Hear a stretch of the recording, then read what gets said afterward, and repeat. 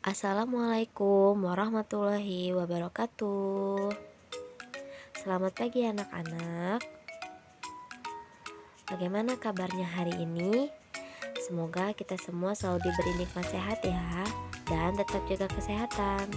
Pada materi sebelumnya kita sudah belajar tentang materi yaitu pemuaian pada benda padat, cair, dan gas. Mari kita lihat percobaan pemuaian pada benda cair berikut ini. Pada pertemuan kali ini kita akan membuat praktek atau percobaan tentang pemuaian pada benda zat cair. Nah, alat dan bahan yang diperlukan adalah kaki 3, gelas piala, air, dan juga lilin.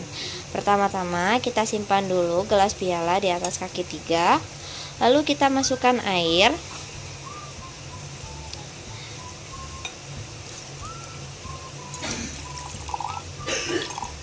Nah, kita masukkan air kira-kira 50 ml. Ya. Lalu selanjutnya kita akan nyalakan lilinnya. Nah, kita nyalakan lilinnya sudah seperti ini dan kita akan tunggu apa yang akan terjadi pada air tersebut. Nah, kita lihat di sini, air yang tadinya 50 ml ini semakin berkurang sehingga menjadi 50 ml kurang. Nah, mengapa hal ini dapat terjadi? Mari kita simak pembahasan berikut ini ya. Dari percobaan tersebut, air akan berkurang jika dipanaskan. Mengapa? Hal ini terjadi karena air mengalami penguapan dan berubah menjadi uap air. Karena uap air berbentuk gas yang bebas bergerak, maka uap air ini keluar dari gelas piala sehingga air akan berkurang. Materi selanjutnya kita akan membahas tentang perpindahan panas. Apa saja itu perpindahan panas? Sebelum memasuki materi, silakan dibaca dulu teks bacaan halaman 55 tentang perpindahan panas. Secara alami, energi panas berpindah dari benda yang panas ke benda yang dingin.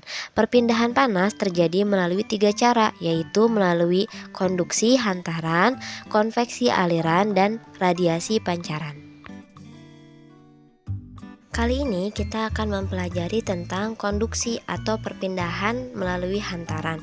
Adalah cara perpindahan panas melalui suatu benda tanpa disertai perpindahan benda tersebut. Jadi pada perpindahan panas secara konduksi yang berpindah hanya energi panasnya saja. Pada proses konduksi ini ada yang disebut dengan konduktor. Konduktor adalah benda yang dapat menghantarkan panas dengan baik. Contohnya air laut, besi, emas, tembaga, dan perak. Lalu ada juga yang disebut dengan isolator, adalah benda penghantar panas yang buruk. Contohnya adalah kayu kering, berlian, oli, karet, dan gelas. Agar kamu lebih mudah memahami peristiwa konduksi, perhatikan uraian berikut. Kamu dan teman-temanmu akan memindahkan buku dari satu lemari ke lemari lainnya secara estafet. Anggaplah buku yang dipindahkan adalah panas dan orang yang memindahkannya adalah benda perantaranya. Kamu dan teman-temanmu berdiri berjajar. Buku dipindahkan dari satu tangan ke tangan lainnya secara estafet. Jadi pada peristiwa ini yang berpindah hanya bukunya saja. Kamu dan teman-temanmu diam di tempat, tidak berpindah. Begitupun dengan peristiwa konduksi, hanya panas yang berpindah, benda perantaranya tetap. Peristiwa konduksi dapat kita amati dalam kehidupan sehari-hari. Berikut ini contoh peristiwa konduksi. Yang pertama ada memasak air menggunakan panci logam. Dalam kehidupan sehari-hari, peristiwa konduksi dapat diamati, misalnya saat memasak air menggunakan panci logam di atas api kompor.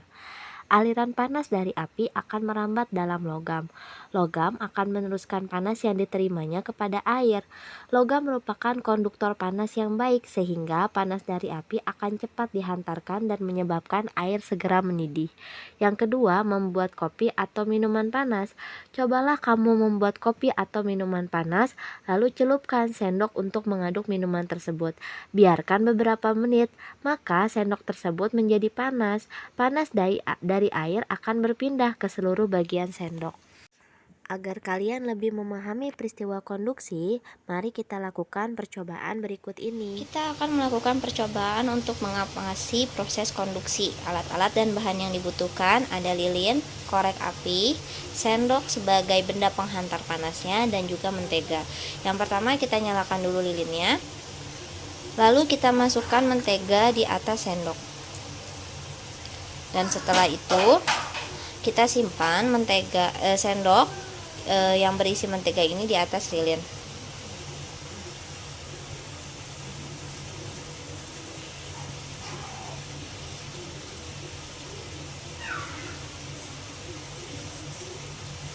Apa yang terjadi pada mentega setelah dipanasi oleh api?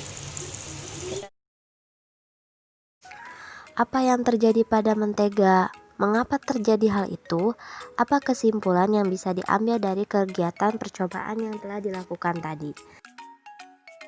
Tampilkan kegiatan yang telah kamu lakukan dalam bentuk laporan pada tabel di halaman 60. Ayo tampilkan. Cukup sekian materi hari ini. Sebelum mengakhiri pembelajaran, mari kita mengucap hamdalah, alhamdulillah. Wassalamualaikum warahmatullahi wabarakatuh. Terima kasih.